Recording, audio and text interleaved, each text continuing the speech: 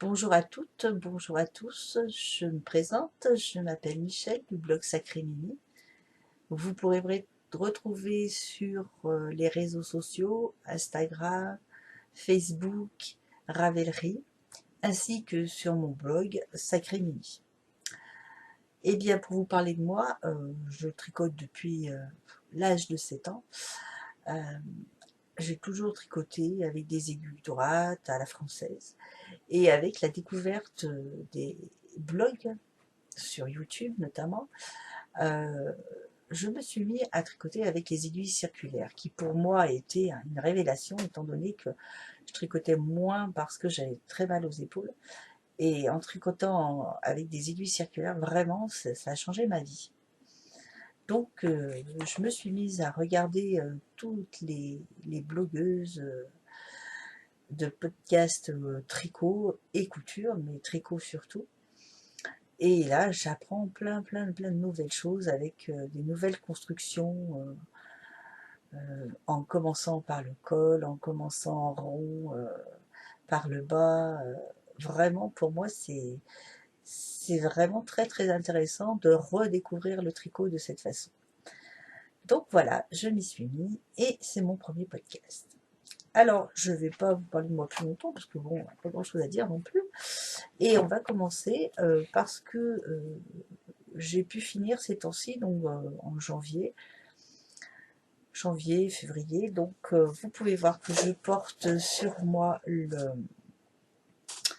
cache-cœur Aster de Marie-Amélie Design que j'avais vu chez Que font mes mains, chez Cécile de Que font mes mains, et que je l'avais trouvé super joli. Donc je me suis dit, bah, allez, tu commences par celui-ci, et voilà. Donc vous pouvez voir, il a une jolie bordure ajourée. C'est un cache-cœur tout plus classique, hein, autrement en jersey. J'ai fait les manches un petit peu courtes parce que c'est vrai que j'aime pas trop les manches qui sont trop longues. Donc là, je les ai faites comme ça et j'ai trouvé que c'était assez sympa à faire. La seule chose que j'ai faite, je vais vous montrer sur le bas, si j'arrive à vous montrer le bas, c'est que voilà, j'ai réalisé des petits passants sur les côtes ici pour y glisser la ceinture parce que je trouvais qu'elle tombait toujours derrière et c'était agaçant comme elle repasse tout le long des côtes derrière. C'était un peu agaçant. Donc je je l'ai coincé comme ça et je trouve que ça va beaucoup mieux. Donc ce pull, je l'ai réalisé, ce cache-cœur pour être plus précise, je l'ai réalisé en laine acrylique du cheval blanc. C'est la qualité Orient. Alors voilà, je vous montre ce que je lis parce que ça c'est mon sauveur, parce que je note tout dedans maintenant et c'est vraiment pratique. Quand on veut retrouver quelque chose, c'est vraiment génial. Merci Médis, la boutiqueuse. C'est un livre vraiment très pratique. Donc, euh, cette laine, donc c'est une laine acrylique, comme je disais, du cheval blanc, Orient du cheval blanc. Et voilà, j'en ai utilisé 8 plots et demi pour faire mon gilet, tricoté en 3,5. Bon, moi j'aime assez tricoter les laines figurines, je trouve que c'est...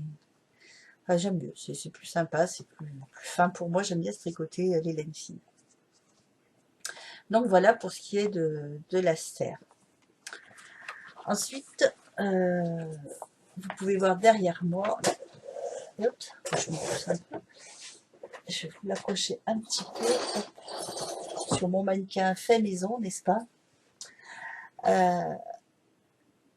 J'ai fait ce pull, alors ça c'est le pull angora vaporeux de fil d'art que j'ai tricoté avec une laine pingouin. C'est bien, j'associe un petit peu toutes les marques. Euh, c'est la Pingo Câlin de chez Pingouin. Donc c'est une laine 62% polyamide et 38% acrylique aussi. Bon, toute douce évidemment, hein. Alors pour moi, je dirais que je me suis fait, enfin je manquais un peu de laine parce que bon, j'ai acheté cette laine chez Centracor, pas très loin de chez moi, et c'était tout ce qui restait. Donc il y en avait combien? 6, 7 pelotes, je crois. Ah, j'ai pas noté. Non, j'ai pas noté. Bon, c'est pas grave. Euh, et donc, j'ai vraiment fait les manches 3/4 parce que j'ai pas eu assez de laine. Et comme bah, après, dans ces magasins-là, pour retrouver la suite, c'est pas toujours évident. Donc, retrouver les mêmes bas et tout. Donc, j'ai dit, bon, tant pis, je fais des manches plus courtes. Mais il aurait mérité d'être un petit peu plus long. En plus, quand je l'ai fait un petit peu large, parce que je me suis mis un petit peu plus large que je n'étais. Mais bon, je le porte vague, ça me va, quoi. Et dans la foulée, eh bien, j'ai réalisé le même pour ma fille. Enfin, je l'ai fini parce qu'elle avait commencé la partie du dos. Et donc, comme elle voulait le porter et qu'elle n'a pas énormément de temps pour tricoter, donc, à droite, voilà, merci. Et je lui ai terminé son pull, qui, le sien, est en rose poudré. Il est en rose poudré, le sien. Et heureusement, on a le même tricot, ce qui fait que j'ai pu le terminer sans changer les dimensions, puisqu'au point de vue d'échantillon, ça donnait la même chose. Une chance pour nous. Voilà, voilà pour ce qui est de ces pulls. J'ai aussi réalisé le pull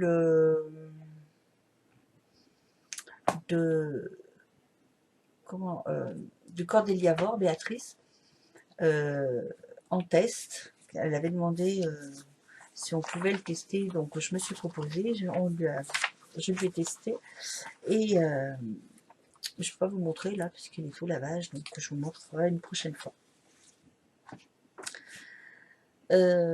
Voilà pour les projets finis, enfin, du début d'année, parce que je ne vais pas vous montrer ce que j'avais fait avant. Ouais, non, pas ce que j'ai fait avant, ça c'est un peu loin. Donc, voilà, nous allons passer aux achats, mes derniers achats de laine. Alors, en achat de laine, je suis en train, il y en a qui déstockent, et moi je stocke, je suis un petit peu à l'inverse de tout le monde, pourtant Dieu sait si j'ai de la laine, mais bon, j'aime bien acheter la laine.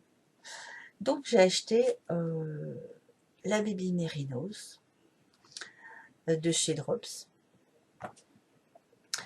Et bon, bah, tout le monde connaît, je pense, la Baby Mérinos, 100% Mérinos, en blanc, parce que je veux essayer de teindre de la laine. On parlera de la teinture un petit peu plus tard, mais je vais essayer de reteindre quelques pelotes de mérinos pour essayer d'autres coloris. Donc celle-ci qui est avec, bon ben j'en ai quelques-unes, j'ai dû en prendre 8, 10, quelque chose comme ça, donc j'aurais largement de quoi faire un pull ou un châle ou mes essais de teinture. Enfin, je vous dirai ça une fois que j'aurai décidé ce que je vais faire avec. Et puis, alors j'ai trouvé aussi une Baby Mérinos, mais mélangée. Celle-ci, hop, Babylan de Fili Trico, non, non, de Fili Colorati, je vais y arriver, qui est une 50% laine mérinos et 50% acrylique. Alors j'ai acheté celle-ci aussi, je l'ai prise en plusieurs coloris, donc j'ai ce coloris rose comme ceci. Je l'ai prise aussi en gris, parce que je trouvais que ce gris était très joli, et je trouve que ça va bien avec le rose. Et le blanc, enfin blanc, il n'est pas blanc celui-ci, hein, il est plutôt écru, qui, avec cet écru, j'en ai pris aussi 8-10 plots. Je vais essayer de teinter aussi. Je sais que sur l'acrylique, la teinture prend moins. Mais je voulais quand même essayer pour voir ce que ça donnait. Alors, je suppose que là où la teinture ne prendra pas, ça restera blanc. Ben, peut-être que, je sais pas, dans une base blanche, je sais pas, je verrai. Pour le moment, là, j'ai pas de projet précis pour faire ces laines-là, enfin, tricoter ces laines. Mais bon, je vais trouver, hein, avec tout ce qu'il y a sur Ravelry. Si je trouve pas, c'est que vraiment, je veux pas. Hein. Donc voilà pour ce qui est de ces laines-là. Ensuite, je suis passée chez Ziman avec ma petite fille l'autre jour. Et j'ai trouvé, je voulais me faire un châle. Un petit châle. Et puis, j'ai trouvé cette laine, la tweed, j'ai du mal avec la caméra, voilà. La tweed de chez Ziman. Donc, c'est une 74% acrylique, 20% laine et 6% viscose. Donc, j'ai trouvé assez sympa. Puis je me suis dit, bon, c'est discret, c'est bien les couleurs. Alors moi, mes couleurs, c'est en priorité tous les roses, rose, violet. Et puis aussi les marrons. Après, bon, bleu, c'est un peu exceptionnel, vous voyez, parce que c'est rare que je porte du bleu. Je suis plutôt dans des teintes rosées, saumon, enfin, toutes ces teintes-là. Et celle-ci, j'ai bien aimé, en un petit peu marron, j'ai trouvé assez sympa. Je change de côté, ça, je approche de la caméra. Donc voilà, pour ce qui est de celle-ci. Et puis bon, j'étais avec ma petite fille qui a 11 ans et qui aime bien. Alors elle commence à. J'ai commencé à lui apprendre à tricoter et je lui apprends à tricoter directement en continental parce que moi je tricote toujours à la française. Pour l'instant, j'ai essayé la continentale. Je trouve que j'ai un peu plus de mal, mon tricot est moins régulier, donc je pense qu'il va falloir que j'insiste un petit peu. Mais quand je fais un voyage, j'aime bien que ça se finisse rapidement quand même. Donc, ouais. Donc, ma petite fille, elle commence à apprendre en continental. Et donc, Aziman, elle a vu cette laine. Donc, celle-ci, c'est la royale. Tac, tac, tac, voilà, dans ce sens-là. La royale, tout acrylique. Et elle a bien aimé. Alors, elle n'avait pas d'autres couleurs qui lui venaient. Donc, elle me dit, oh, j'aimerais bien du blanc, mamie.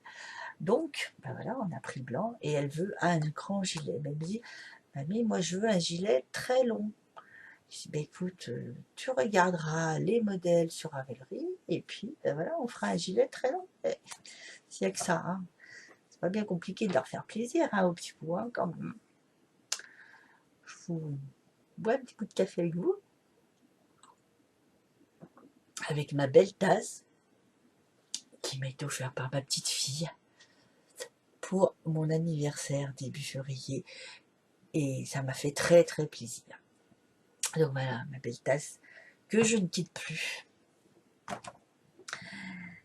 Ceci dit, alors les achats, nous en étions dans les achats, donc voilà, pour elle aussi, eh bien, de la Fabelle pour lui tricoter des chaussettes parce que j'ai fait des essais chaussettes avec des laines qui me restaient. Donc j'en ai fait une paire avec des laines tout à fait basiques, chinées, enfin, et elle adore. Alors je lui ai fait en grande chaussette parce que bon, moi j'aime bien faire les grandes chaussettes, mais elle m'a dit, mamie, moi je voudrais bien des chaussettes, mais toutes petites. Je veux pas trop au-dessus du talon, alors 2 cm, 3 cm maximum au-dessus du talon, enfin pour après le talon, c'est tout ce qu'elle veut. Parce que maintenant les chaussettes, ça ne se voit plus. Faut pas voir les chaussettes dans les chaussures. Bon, on va obtempérer. Donc voilà, je vais acheter de la Fabelle et elle les chaussettes. Alors je voulais lui faire en couleur des choses sympas. Non, non, mamie, je veux du blanc, du beige ou du noir. Bon, bah, on va commencer par le blanc. Hein. Donc voilà, on a commencé par le blanc. Et puis on verra ce que ça donnera par la suite. Et voilà que je reviens à la teinture. J'avais acheté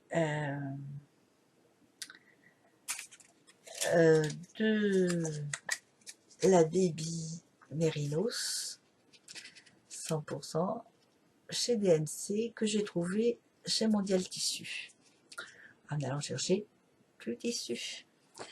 Et j'ai voulu teindre parce que bien sûr j'ai regardé les podcasts de Bibounette, les laines de Bibounette, Marie, que je remercie parce que j'avais aucune idée de comment teindre la laine et je l'ai suivi à la lettre et vraiment ça m'a vraiment bien aidé. Donc voilà ce que je suis arrivée à faire. Alors oui, les couleurs sont très vives parce que bah, bien sûr, hein, comme tout, au départ, je ne savais pas trop comment doser. Donc j'ai mis une toute petite cuillère, je me suis servi d'une petite dose que j'ai.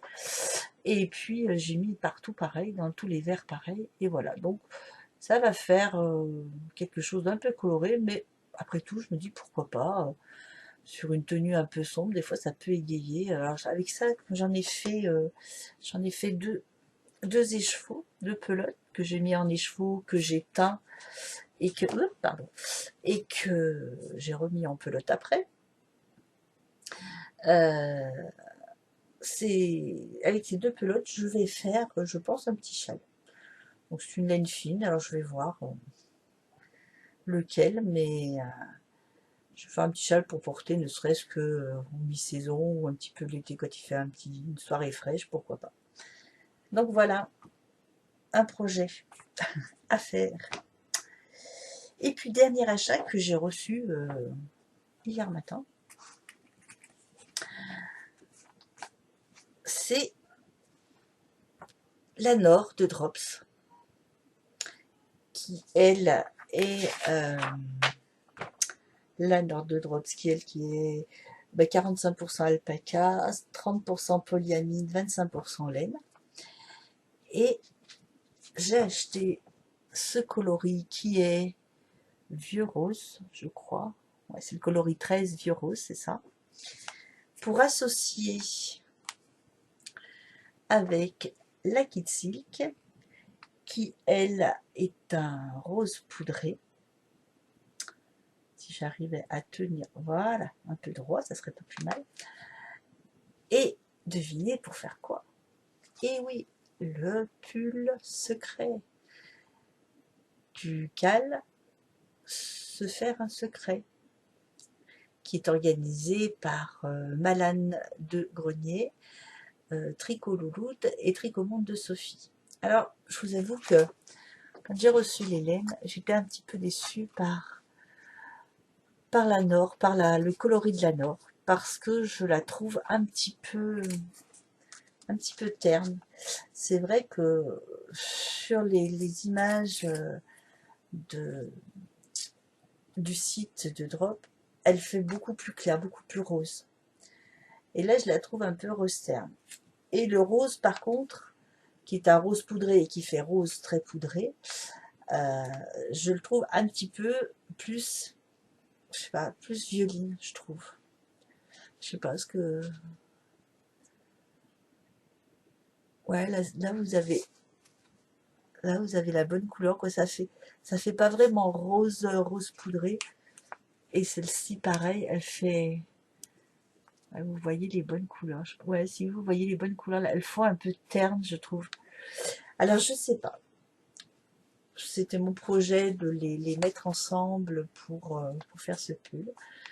Je sais pas ce que vous en pensez. Dites-moi si vous les mettriez ensemble. Je vais quand même faire un échantillon pour voir ce que ça donne une fois mélangé. Mais c'est vrai que j'avais un petit doute. Alors je me dis que bah, si ça n'allait pas avec la drop, la Nord, je la ferai peut-être soit avec la Baby, soit avec la Mérinos mélangée, soit avec la blanche, mais peut-être plutôt, ouais, non, ce serait plutôt rose quand même, je pense. Enfin, dites-moi ce que vous en pensez. Et je pense, alors ça, je pose la question aux aux podcasteuses je trouve plus mes mots, qui ont imaginé ce cal. Je pense qu'avec la mérinos, ça pourra donner la même chose, quoi, pour mélanger les deux laines. Dites-moi, avant que je commence, ce serait sympa. Donc voilà. Donc c'est vrai, mais je vais quand même essayer de faire un échantillon des deux pour voir ce que ça donne. Je suis curieuse. Dommage. C'est un petit peu dommage. J'étais un petit peu déçue de ce rose. Je trouve qu'il tire plus sur les roses marron. Ouais. Pas bon. Tant pis, hein, c'est vrai qu'on ne se rend pas toujours compte des couleurs sur les écrans. Voilà. Que voulais-je vous dire? Ah, donc, on va passer au projet en cours. Alors, sur mes aiguilles en ce moment, il y a toujours pour Cordélia Voir, Béatrice, alors ça c'est un peu que je vous le montre. Hop, hop, hop, hop. Non, de ce côté. J'arrive à trouver mon côté de caméra parce que voilà. Donc c'est un pull bottom up. Donc commencer par le bas. Donc en côte classique, hein, tout en jersey, avec un col en V. Donc moi j'avais jamais commencé le pull par le bas, donc c'est le premier. Donc avec rang raccourci pour les manches, que j'ai pris sur le livre de Liz Taylor, Je me mets au tricot, qui est une mine d'or. Ce livre est vraiment une mine d'or pour toutes les jeunes tricoteuses, toutes celles qui apprennent. Là, vous pouvez pas passer à côté. Et puis même pour les personnes qui, comme moi, tricotent depuis des années et des années, vraiment, on y trouve plein d'astuces et plein de choses intéressantes. Donc, n'hésitez pas à l'acheter si vous êtes ou ancienne ou nouvelle tricoteuse. Donc, pour en revenir à mon pull, voilà, il me reste une manche à faire. Celle-ci, oups, est bientôt terminée. Tac, tac, tac, voilà. Et c'est un pull tout doux, hein. Alors, celui-ci, il est fait avec... je vais pas en ici, j'ai un... Hop. Alors, avec la softine de cheval blanc.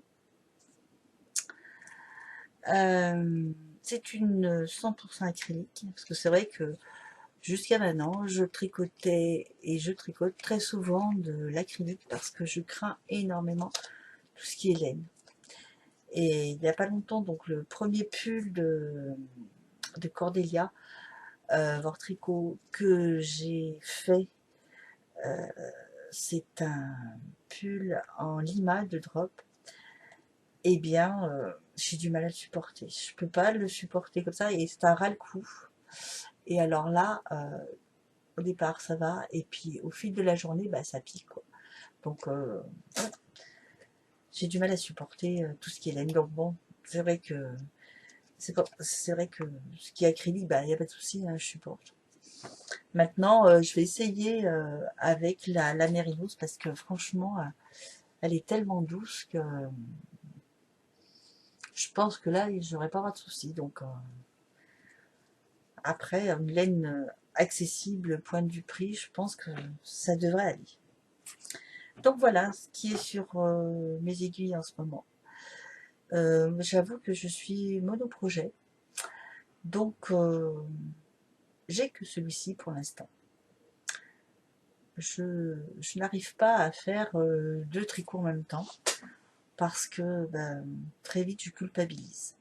Pour vous expliquer, quand j'ai fait le Aster, je l'ai commencé et j'ai voulu tester en même temps les chaussettes puisque je les avais vues sur Ravelry, donc j'ai dit je vais essayer de tester une paire de chaussettes. J'ai trouvé une vieille laine dans mon stock d'il y a c'était des laines qui étaient à ma maman, donc très très vieille. Mais elle avait de très bonnes laines, donc voilà, j'ai fait des essais avec. Et j'ai monté ma chaussette, bien sûr. Et puis, ben, évidemment, je voulais voir ce qu'elle donnait. J'étais impatiente et je délaissais mon Esther. Et c'est vrai, quelque part, bah, ça m'embêtait parce que je n'arrive pas à mener deux projets en même temps. Parce que je suis toujours plus attirée par l'un que par l'autre. Donc, il faudrait que j'y arrive, parce que ça serait sympa de pouvoir changer soit une chaussette et un pull, soit un châle, soit quelque chose. Il faut que j'essaye, je vais faire des efforts, je vais m'y mettre. Donc, voilà. Donc, je suis monoprojet. Donc, bah là, je pourrais vous montrer que celui-ci. Ça va plus vite, hein, comme ça la prochaine fois, vous serez sûr qu'il sera fini. Pour revenir au livre de Listelor, bien sûr qu'en regardant, en étant inscrite, ben, il n'y a pas très longtemps, il y a peut-être un mois que je suis inscrite sur, un mois ou deux maintenant, que je suis inscrite sur Ravelry. Et évidemment, il y a énormément de patrons, mais en anglais. Donc, comme moi, on ne parle pas du tout anglais, c'est la guerre. Et ce livre miracle, eh bien, a toute une partie où il y a tout plein d'abréviations en anglais. Donc, c'est génial.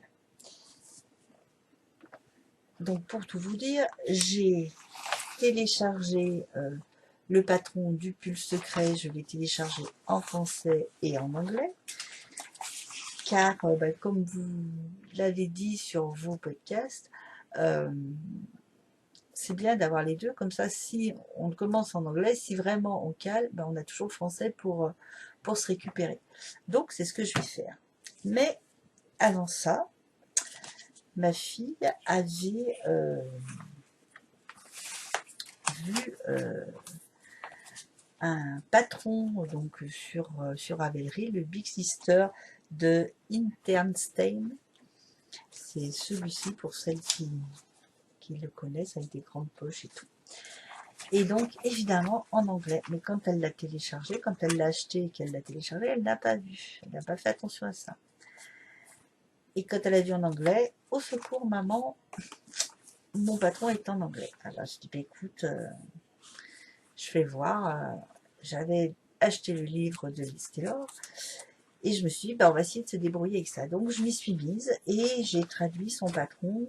Alors, j'ai mis 2 jours pour le traduire. Oh. Pas douée, la fille. Mais j'ai mis 2 jours pour le traduire. Et je suis arrivée au bout, je l'ai traduit. Avec l'aide de Bélise, alias la boutiqueuse, qui m'a gentiment donné quelques conseils et donné quelques idées pour traduire ce patron. Donc je la remercie parce que vraiment c'était très sympa. Donc voilà ce qu'on apprend aussi avec tous ces nouveaux podcasts et tout ce qu'on peut trouver en ligne. Internet est vraiment une mine d'or, quoi, quand on veut bien l'utiliser correctement, bien sûr.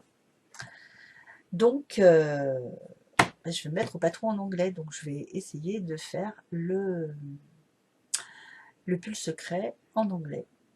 Je deviens grande, hein. Donc voilà. Eh bien, que vous dire d'autre? Ça va être tout pour cette fois. La prochaine fois, ben, je tâcherai de vous parler d'un peu plus de choses, peut-être de couture, et peut-être que j'aurai 2 projets en même temps. Sait-on jamais. Eh bien, je voulais aussi remercier Marie, l'Hélène de Bibounette, pour ses podcasts. Surtout ces podcasts pour la teinture qui m'ont vraiment bien aidé.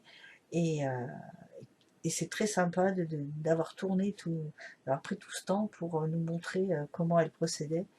Et vraiment, c'est vraiment génial. Alors merci Marie pour tout ça.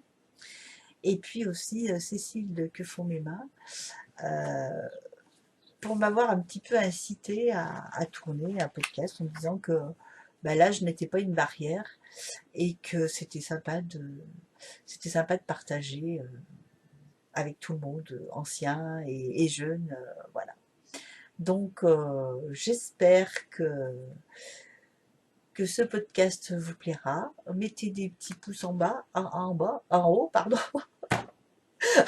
en haut, surtout pas en bas. Enfin, si vous le désirez, mais seulement si vous en mettez, soyez gentils, dites-moi pourquoi, pour quelle raison, ce qui vous a pas plu et ce qui serait à changer, quoi, parce que bon, toute critique est constructive.